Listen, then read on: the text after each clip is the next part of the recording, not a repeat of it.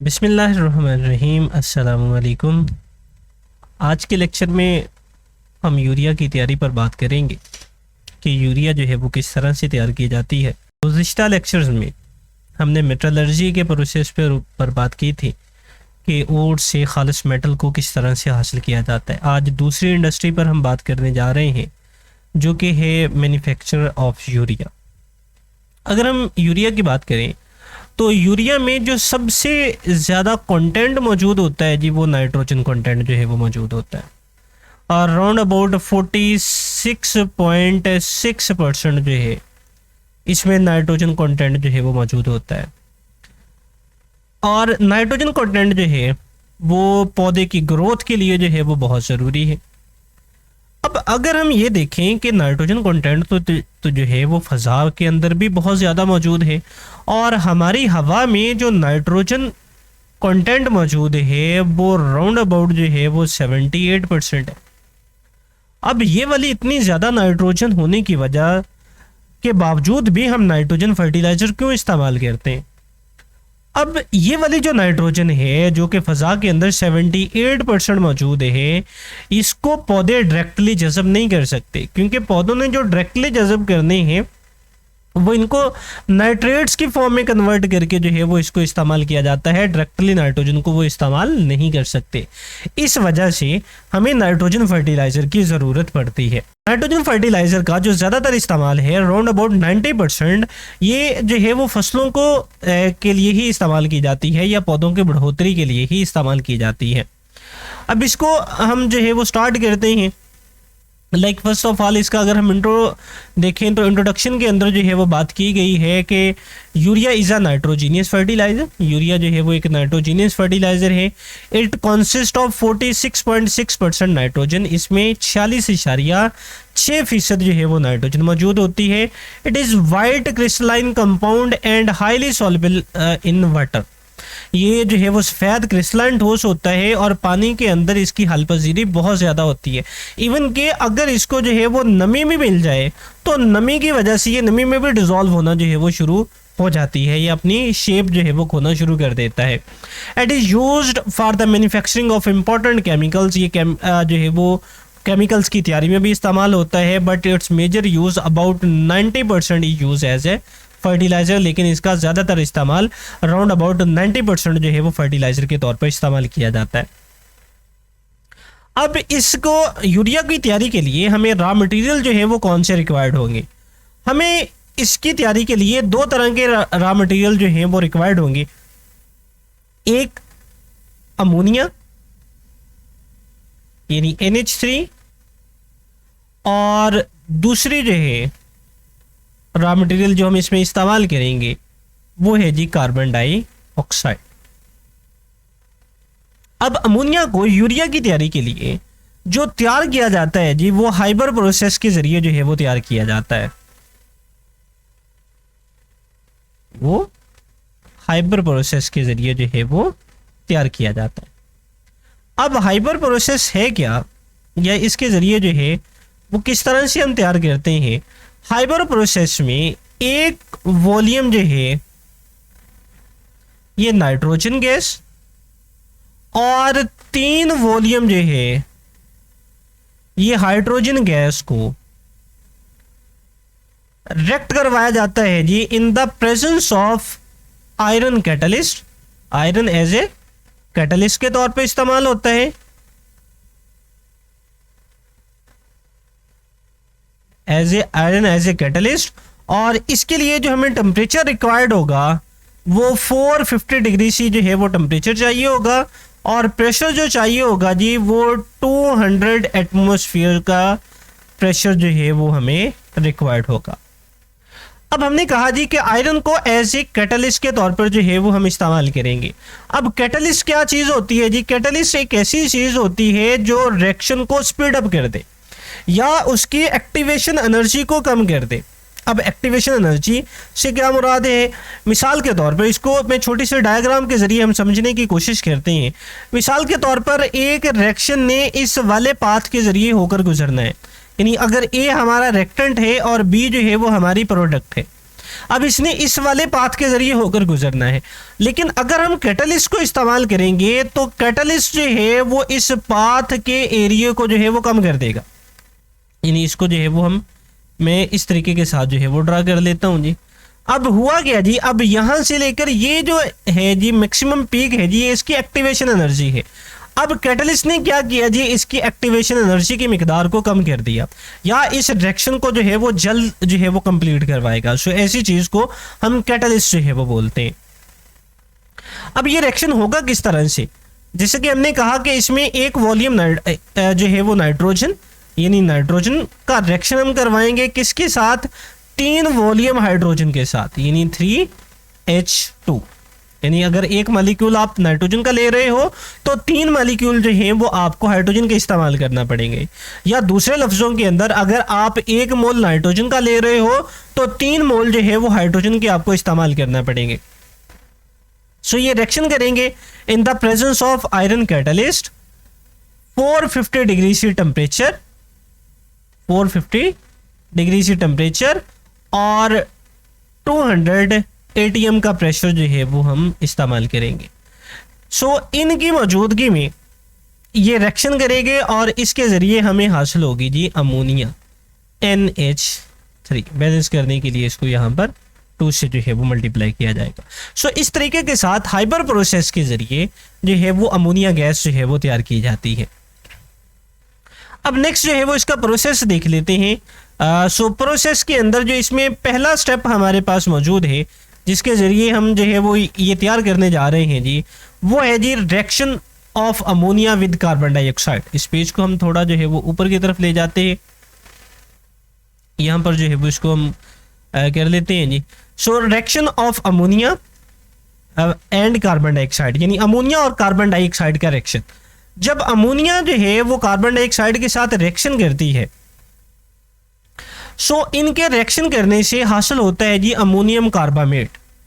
इनके रिएक्शन करने से क्या हासिल होगा जी, अमोनियम कार्बामेट। यानी अगर हम इसका रिएक्शन करवाएं 2NH3, सो इसको अगर रिएक्ट करवाया जाए कार्बन डाइऑक्साइड के साथ CO2, तो यहाँ से हमें हासिल होगा जी ammonium carbamate NH2 COO NH4।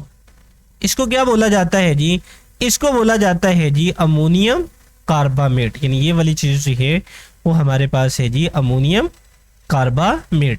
और ये जो रिएक्शन चलता है जी, ये एट हाई प्रेशर जो है वो चलता है। यानी इन the presence of high pressure हम क्या करते हैं जी, हम इसको अमोनिया जो कार्बन डाइऑक्साइड को अमोनिया गैस से जो है वो पास आउट करते हैं। सो हाई प्रेशर के ज़रिए, तो यहाँ से हमें हासिल होता है अमोनियम कार्बामेट। अब जब अमोनियम कार्बामेट बन गया तो इससे अब हमने हासिल करना है यूरिया। सो नेक्स्ट रिएक्शन है जी हमारे पास, या नेक्स्ट स्टेप है जी हमारे पास यूरिया फॉर्मेशन। अब यूरिया कैसे बनती है जी, अमोनियम कार्बामेट को हम डिहाइड्रेट जो है वो करवाते हैं। सो डिहाइड्रेशन, या इसको जो है वो आप समझ लीजिए जिसको हीट करते हैं थ्रू अ स्टीम, स्टीम के जरिए इसको हीट किया जाता है। सो यहाँ से हमें जो है वो यूरिया हासिल होता है, यानी जो अजाफी इसमें पानी जज़ब हुआ होता है वो यहाँ से निकल जाता है। इस रिएक्शन को हम देख लेते हैं जी। ये हमारे पास है जी अमोनियम कार्बामेट COO NH4। सो इसको जब डिहाइड्रेशन इसकी की जाएगी, सो डिहाइड्रेशन से हमें हासिल होगा यूरिया NH2 CO NH2 और प्लस वाटर जो है वो यहाँ से रिमूव जो है वो हो जाएगा। सो ये वाली चीज़ जो है ये यूरिया आपको हासिल हो। अब यूरिया को आप इस तरीके के साथ भी लिख सकते हो जी, NH2 C double bond O and NH2। सो ये भी हमारे पास जो है वो यूरिया ही का फार्मूला है। सो यूरिया को आप इस तरह भी रिप्रेजेंट जो है वो कर सकते हैं। सो नेक्स्ट थर्ड स्टेप की तरफ मूव करते हैं। यानी यूरिया जो हमें यहाँ पर हासिल होती है जी, वो लिक्विड फॉर्म में हासिल होती है। अब हमने इसको सॉलिड फॉर्म में कन्वर्ट करना है, या सॉलिड फॉर्म में लेके जाना है। सो उसको किस प्रोसेस के ज़रिए जो है वो इसमें से गुजारा जाता है जी, वो है जी, इस वाले को बोलते हैं जी ग्रेनुलाइजेशन ऑफ यूरिया, यानी यूरिया को दानेदार फॉर्म के अंदर कन्वर्ट करना। जो कि यूरिया खाद जो है वो आप लोगों ने देखी होगी जी, सफ़ेद कलर की, जो कि हम फसलों को जो है वो डालते हैं। सो वो जो है वो ग्रेनुल्स से हैं वो किस तरह से बनते हैं, इसके लिए किया जाता है जी, ग्रेनुल्स बनाने के लिए एक बहुत बड़ा जो है वो टावर होता है, उसके ऊपर से जो है वो स्प्रे किया जाता है। यानी मैं अगर इसको जो है वो हम शो करना चाहें तो कुछ इस तरह से कर सकते हैं। अब क्या होगा जी, हमने कहा जी कि एक बहुत बड़ा जो है वो यहाँ पर टावर जो है वो होगा। अगर मैं टावर को जो है वो शो करूँ, वो इस तरीके के साथ जो है वो ये टावर जो है वो होता है। अब ऊपर से जो क्या किया जाता है, ऊपर से लिक्विड यूरिया को जो है वो स्प्रे किया जाता है इन फॉर्म ऑफ ड्रॉप्स। जिस तरह से शावर है जी, घर में आप शावर के ज़रिए जो है वो पानी जो है वो कपड़ों के ऊपर डालते हैं या किसी और चीज़ पर डालते हैं जी। सो इसी तरह से ऊपर से जो है वो यहाँ से लिक्विड यूरिया को स्प्रे किया जाता है, और नीचे से जो है वो क्या किया जाता है, नीचे से हॉट एयर करंट जो है वो पास किया जाता है। हॉट एयर करंट जो है वो पास किया जाता है। हॉट एयर करंट से मुराद यानी गर्म हवा जो है वो नीचे से ऊपर की तरफ जो है वो जाती है। अब क्योंकि इस टावर की लंबाई जो है वो बहुत ज़्यादा होती है, सो जैसे जैसे ये नीचे आते जाते हैं, ये वाले जो हमारे पास यहाँ पर जो है वो ड्रॉप्स होते हैं जी, ये ड्राई हो जाते हैं और in the form of granules ये यहाँ पर जो है वो जमा हो जाते हैं, और इसको बाद में पैकिंग के लिए जो है वो बेच दिया जाता है, और पैकिंग होने के बाद इसको मार्केट में सेल होने के लिए जो है वो बेच दिया जाता है। यही कुछ जो है वो यहाँ पर लिखा गया है। At this stage liquid urea is evaporated, liquid urea को एवेपोरेट करवाया जाता है to form granules. When a liquid urea is spray from the top of the tower, जब इसको टॉप ऑफ द टावर से स्प्रे किया जाता है under high pressure, and a hot current of air is introduce from the base, और नीचे से जो है वो हॉट एयर करंट जो है वो दिया जाता है। It evaporate to form granules, it evaporate to form granules. So यहाँ से जो है वो ग्रेनुल्स यानी दानेदार फॉर्म के अंदर जो है वो कन्वर्ट जो है वो हो जाता है। अब इस सारे प्रोसेस के हम फ्लो शीट डायग्राम के जरिए भी इसको जो है वो देख लेते हैं जी, कि फ्लो शीट डायग्राम जो है वो इसकी किस तरह से होगी जी। सो ये वाली इसकी जो है वो फ्लो शीट डायग्राम जो है वो हमें नज़र आ रही है जी, कि फर्स्ट ऑफ ऑल जो है वो लिक्विड आपके पास जो है वो अमोनिया है, इसको कहाँ पर भेजा जाता है जी, रिएक्शन चैम्बर के अंदर भेजा जाता है। यहाँ पर कार्बन डाइऑक्साइड जो है वो इंटर करवाई जाती है। सो जब ये आपस में जो है वो रिएक्शन करते हैं, यानी अमोनियम कार्बामेट जो है वो बनता है। सो ये वाला अमोनियम कार्बामेट जो है वो नेक्स्ट जो है वो चैम्बर के अंदर भेज दिया जाता है, जहाँ पर एवेपोरेटर जो है वो मौजूद है। स्टीम इंटर की जाती है, एवेपोरेटर की मदद से जो है वो पानी जो है वो यहाँ से निकलता है। अब यहाँ से जो है वो आप देखें, ये वाला जो एरो शो कर रहा है, यानी अनरिएक्टेड अमोनिया, कार्बन डाइऑक्साइड और वाटर अगर मौजूद हैं तो इनको दोबारा जो है वो रिएक्शन चैम्बर के अंदर यानी पहले वाले के अंदर जो है वो भेज दिया जाता है। अब जब ये जो है वो अमोनियम कार्बामेट के बाद यूरिया में कन्वर्ट हो चुका होगा, इसको नेक्स्ट जो है वो ग्रेनुलेटर के अंदर जो है वो भेज दिया जाता है, और यहाँ से गर्म हवा जो है वो दाखिल की जाती है। इसके बाद स्टोरेज करके जो है वो इसको मार्केट के अंदर सेल होने के लिए जो है वो बेच दिया जाता है। सो ये था जी प्रोसेस यूरिया की तैयारी। अब नेक्स्ट जो है वो यूरिया की इंपॉर्टेंस जो है वो हम देख लेते हैं कि यूरिया की इंपॉर्टेंस जो है वो क्या है। एक दो इम्पोर्टेंस जो है वो हम बखूबी जो है वो जान चुके हैं कि पहली यही इम्पोर्टेंस है जी कि इसको एज ए फर्टिलाइज़र के तौर पर जो है वो इस्तेमाल किया जा रहा है, और इसका बहुत ज़्यादा इस्तेमाल हो रहा है जी एज एन फर्टिलाइज़र के तौर पर, जो कि हमने कहा था जी राउंड अबाउट 90% जो है वो इसका एज ए फर्टिलाइज़र के तौर पर इस्तेमाल करते हैं। इसके अलावा धमाका खेज़ अशिया बनाने के अंदर जो है वो इसको इस्तेमाल किया जाता है, बहुत से केमिकल्स बनाने के लिए जो है वो इसको इस्तेमाल किया जाता है। और सबसे बड़ी बात यह है जी कि यूरिया जो है वो नुकसानदेह नहीं है, यानी आप इसको जो है वो आसानी के साथ जो है वो स्टोर कर सकते हैं। लेकिन सिर्फ इसका एक मसला है, क्योंकि ये रिएक्टिव बहुत ज़्यादा है, यानी सॉल्युबिलिटी इसकी बहुत ज़्यादा है पानी के साथ। सो इसको स्टोर करने के लिए जस्ट आपको इससे जो है वो पानी से बचाना है, यानी नमी से बचाना है, अदरवाइज इसका कोई जो है वो हार्म इफेक्ट जो है वो नहीं है। सो इन को हम जो है वो देख भी लेते हैं जी, इनकी इंपॉर्टेंस को। जैसे कि पहली इंपॉर्टेंस पॉइंट के अंदर लिखा गया है, urea is widely use world over in an agriculture sector. Agriculture sector के अंदर जो है वो पूरी दुनिया में इसको बहुत जो है वो इस्तेमाल किया जाता है as an fertiliser and animal feed additive, और एनिमल फीड एडिटिव के तौर पर भी इसको इस्तेमाल किया जाता है। About 90% use urea is use as fertiliser, 90% जो है वो फर्टिलाइजर के तौर पर इस्तेमाल होता है। It has highest nitrogen percentage, इसमें नाइट्रोजन परसेंटेज जो है वो सबसे ज्यादा है, जो कि हम कह चुके हैं जी 46.6% है, much higher than the other nitrogenous fertiliser, दूसरे किसी भी नाइट्रोजीनियस फर्टिलाइजर के मुकाबले में ज्यादा है। इट इज हार्मलेस, ये नुकसानदेह नहीं है, and it is useful for all type of crop and soil, ये तमाम किस्म की फसलों के लिए और ज़मीन के लिए जो है वो इस्तेमाल की जा सकती है। इट इज़ नॉन टॉक्सिक, ये जहरीली नहीं है, नॉन एक्सप्लोसिव, ये धमाका खेज नहीं है, and therefore can be stored safely, इसलिए इसको बासानी जो है वो स्टोर किया जा सकता है। But it is very soluble in water, लेकिन ये पानी में बहुत ज़्यादा सॉलेबल है। एंड हाइग्रोस्कोपिक, हाइग्रोस्कोपिक से मुराद ये है जी कि ये मॉइस्चर को भी जज़ब कर लेता है, यानी ये मॉइस्चर के साथ भी जो है वो इसको जो है वो डिज़ोल्व कर सकते हैं, यानी मॉइस्चर जो है वो इसकी आप समझ लीजिए क्वालिटी को जो है वो ख़राब कर देता है। सो एनीवे जी हाइग्रोस्कोपिक का मतलब है जी कि मॉइस्चर को जो है वो जज़ब करना। Therefore storage required better packing, इसलिए स्टोरेज जो है इसके लिए अच्छी पैकिंग की जो है वो ज़रूरत होती है। सो नेक्स्ट पॉइंट के अंदर लिखा गया है जी it is use as a raw material for the manufacture of the many important compound, बहुत से कंपाउंड के लिए एज ए रॉ मटेरियल के तौर पर इस्तेमाल होता है।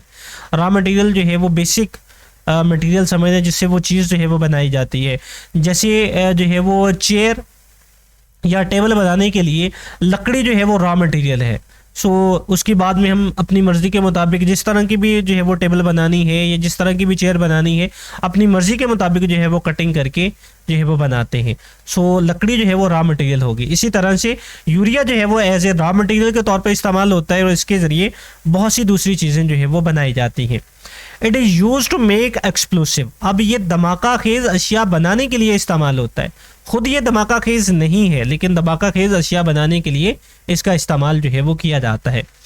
It is use automobile system, इसको ऑटोमोबाइल सिस्टम में to reduce NaOx pollutant, NaOx pollutant जो कि फ़ज़ा के अंदर जो है वो जाता है और सांस की बीमारी जो है वो पैदा करता है। सो इसको दूर करने के लिए या इसको ख़त्म करने के लिए भी यूरिया का इस्तेमाल किया जाता है। सो ये है जी हमारा आज का टॉपिक, जिसमें हमने डिटेल बात की कि यूरिया को किस तरह से तैयार किया जाता है और यूरिया की इम्पोर्टेंस क्या है। इससे रिलेटेड अगर आपका कोई भी सवाल हो तो हमें कमेंट बॉक्स में ज़रूर बताएं, इंशाल्लाह जो है वो हम आपको इसका पॉजिटिव रिस्पॉन्स जो है वो देंगे। और इसके साथ मैं आपको ये भी बताता जाऊं कि हमारी ऑनलाइन क्लासेस जो हैं वो भी शुरू हैं। सो आप हमारी ऑनलाइन क्लासेस को भी ज्वाइन जो है वो कर सकते हैं। सो इसके साथ इजाज़त दें, अल्लाह हाफिज़।